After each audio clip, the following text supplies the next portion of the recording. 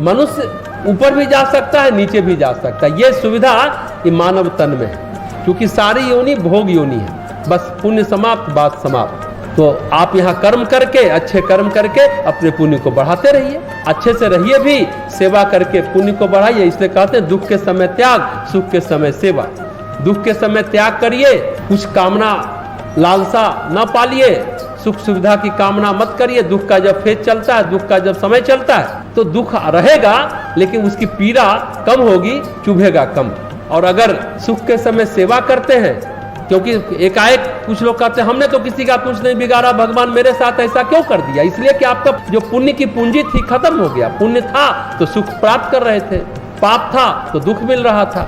लेकिन अगर आप सेवा करते रहेंगे, पुण्य अर्जित करते रहेंगे, तो आपको दुख नहीं आएगा। ये बात हम लोग सुख के समय तो बौड़ा जाते हैं, अहंकार में मदमस्त हो जाते हैं, इसीलिए फिर दुख आ जाता है। दुख ना आवे इसकी कोई व्यवस्था हम लोग नहीं करते, कोई प्लानिंग नहीं करते, कोई रोड मैप नहीं बनाते कि किस तरह से दुख ना आवे, कैसे पुण्य बढ़ाएं, ये सोचते ही नहीं है। जब पुण्य है और सुख में है तो हम सोचते हैं कि ये समय हमेशा बना रहेगा, जबकि ये संसार परिवर्तनशील है, नित्य नया परिवर्तन होता है। आज सुख है तो कल दुख है, दुख है तो कल सुख है, रात है तो फिर दिन है, दिन है तो फिर रात है, नित्य नूतन परिवर्तन होता रहता है।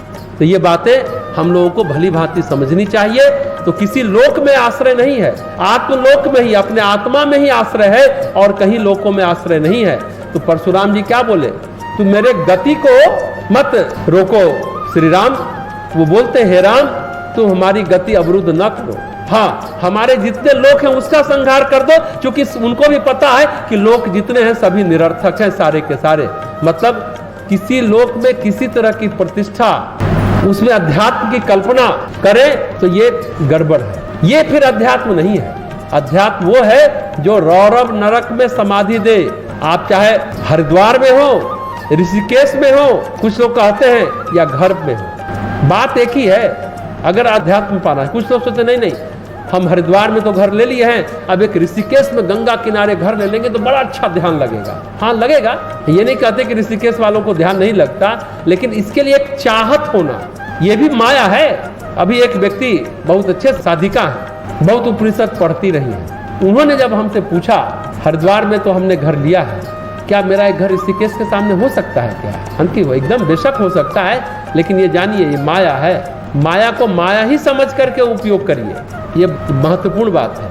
वहाँ हम ध्यान ज़्यादा अच्छे से करेंगे बिहार की अपेक्षा, ऐसा नहीं है। ध्यान का स्थान से कोई लेना देना नहीं है, कोई मतलब नहीं है। रौरव नरक में भी सुख का अनुभव कर सकते हैं, इसी को अध्यात्म कहते हैं। अगर हमने कहा कि इन लोकों में अध्यात्म का मूल्य नहीं है, कल भी हमने चर्चा की थी, ऐसा क्यों कहा? क्योंकि लोक अपने जीवात्मा को कर्म मुक्त नहीं कर सकता। जैसे अभी हमने देवलोक की चर्चा की, नहीं कर सकता, क्योंकि ऐसा कोई लोक नहीं है जो कर्म मुक्त हो। सारे लोक कर्म युक्त हैं, कर्म मुक्त नहीं है, कर्म युक्त है। और लोक में कर्म करने की स्वतंत्रता नहीं है, अन्य लोकों में सिर्फ इस पृथ्वी लोक पर है। इस लोक के अपने बंधन है, जितने लोक हैं वो एक तरह से बंधन है। ये बात बहुत अच्छे से समझना चाहिए। लोक का आदमी आपकी उतनी ही सहायता कर सकता है जितनी उस लोक के पास शक्ति है। कुछ लोग आदमी प्रेत सिद्ध कर लेते हैं, आप प्रेत सिद्ध कर लिए तो कलकत्ता से रसगुल्ला मंगा देगा, मथुरा से पेड़ा मंगा देगा। ये क्या है? इसको अध्यात्म कहते हैं क्या? ये अध्यात्म नहीं है। अगर प्रेत पढ़ा लिखा नहीं, या प्रेत को कह दे कि अरे कोई लेख लिखने के लिए लिख दो, तो क्या वो लिख पाएगा? उसकी अपनी सीमा है, लिख नहीं पाएगा। हर लोक की और हर लोक की आत्मा की अपनी एक निश्चित शक्तियां हैं। हर लोक की और हर लोक में रहने वाली आत्मा की एक निश्चित शक्तियां हैं।